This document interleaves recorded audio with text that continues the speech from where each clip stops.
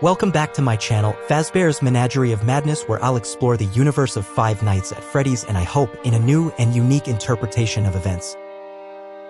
I have previously given my point of view on the events of 1983, and since then, the community has indicated a want to hear more. So I'll be retelling my videos, but instead from a point of view of Henry Emily. I will outline the idea that Henry Emily could either be the victim of the Aftons or the cause of the evil that is Five Nights at Freddy's. Henry Emily's story comes from the Silver Eyes novel, where we learn he was co-owner of the restaurant, Fredbear's Family Diner. Located in New Harmony in Utah, the restaurant was open until 1983, when Henry's daughter had become a victim of William Afton in the parking lot one rainy night. During the day, Henry would wear the Springlock Fredbear costume and entertain the children. The suit would allow for him to take the costume off and let the costume perform on stage, using pre-programmed movements. This was an improvement over having a costume that was simply worn. The costume was the earliest form of animatronic. The movements could be passed on to other animatronics at other restaurants in the chain.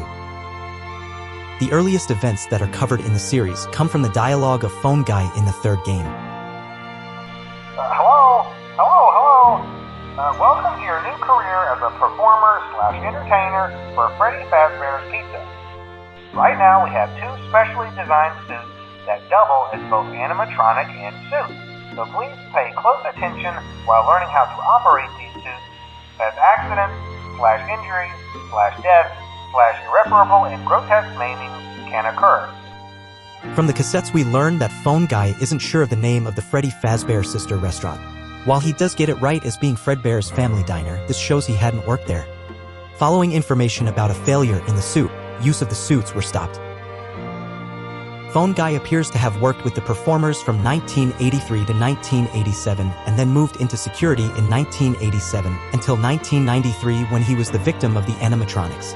Therefore, we can take his lack of knowledge of the diner and having learned about an unfortunate incident as being from the era of the diner. During this time, Henry had ran the restaurant in Hurricane. Although Phone Guy was not aware, he also ran the diner.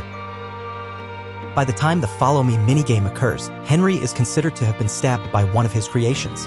The minigame takes place at an abandoned restaurant where water is seen to be falling from the ceiling. Without anyone to keep the place in good condition, roof damage had led to holes forming. The rain would come in and get onto one of the animatronics, Spring Bonnie. By 1995, the restaurant will be covered over by a shopping center. While the structure would not be completed, the events of the Twisted Ones mention that a concrete structure covers the once thriving restaurant. The holes in the ceiling would not let water through anymore, while there is a structural entombing it. With events such as the Follow Me minigame being after the restaurant was closed to the public and the shopping center being built around 1995, the events that Phone Guy became aware of had not been covered in any story or game. So prior to the closure of the diner, who was the victim of the costume failure? If the fourth game gives us any clues, then the crying child was traumatized from just such an event in the past. During the game, the child cries while in the diner surrounded by someone in a Springlock costume. As Fredbear is primarily Henry's suit, then we can suggest he is watching out for the Afton child. As Henry is also running the diner and is still friends with William, then Henry's motives are good. While locked away in the storeroom of the diner, surrounded by animatronic pieces, the crying child is still crying. When we apply what we know about the Springlock incidents to any event at the diner, we need to acknowledge that the Springlocks are Henry's design. While William had Afton robotics, Henry is connected with Springlock costumes from the diner. The effects of such a failure is described in the Silver Eyes novel. William tells Carlton about the suit piercing down into the lungs and also damaging the vocal cords, leaving the victim unable to move or call for help. As outlined in my second video, I went through my reasoning of why I thought Mrs. Afton was that victim. I connected the trauma the youngest Afton child has as being from seeing the event of his mother being trapped. Too young to help and her unable to call for help, the child could only watch. With Fredbear plush in hand, the binding of mother to toy to child is created. Once the events of the diner was deemed an accident due to mechanical failure, we get the first reason why Henry's design is flawed. Movement and moisture can result in catastrophic failure. With 3 children to care for as well as a business to carry on working at, William needs help. Henry, now bearing the burden of his design, keeps an eye on the victim of his doing. One day in 1983, the child's older brother Mike and friends will raise the child into the mouth of Henry's creation.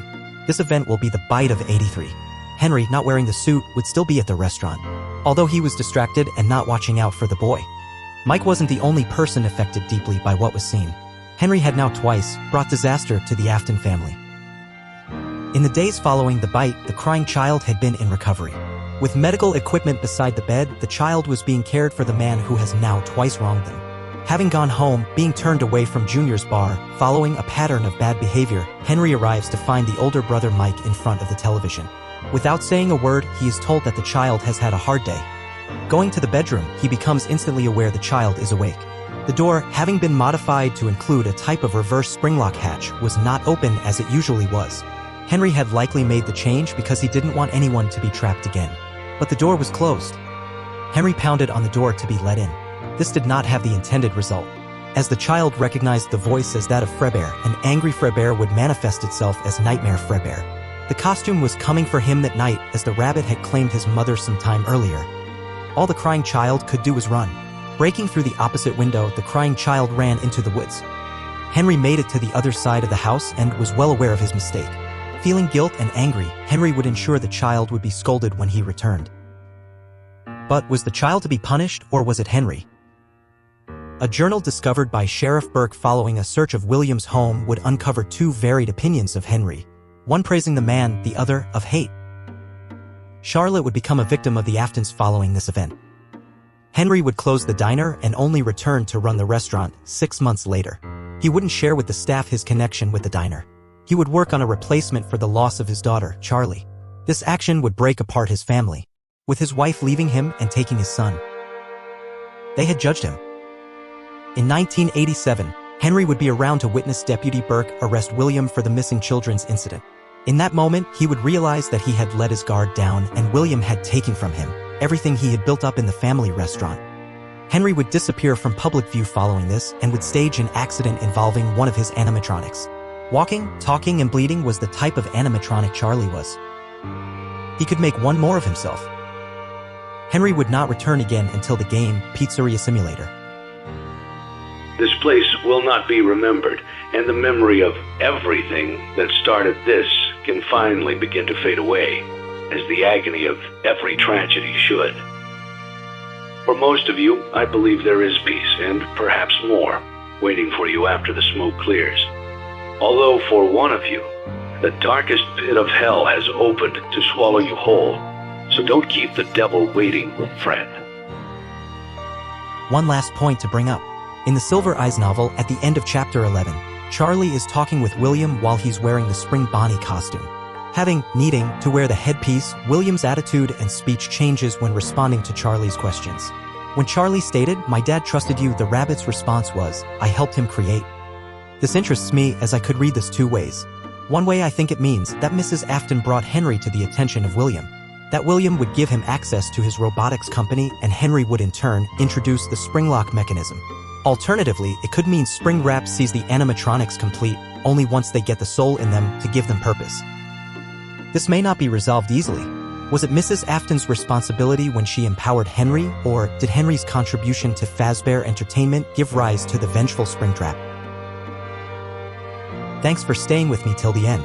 Leaving a like on the video will help show support for the channel, and clicking on the image of the rabbit in the lower right corner will subscribe for future content.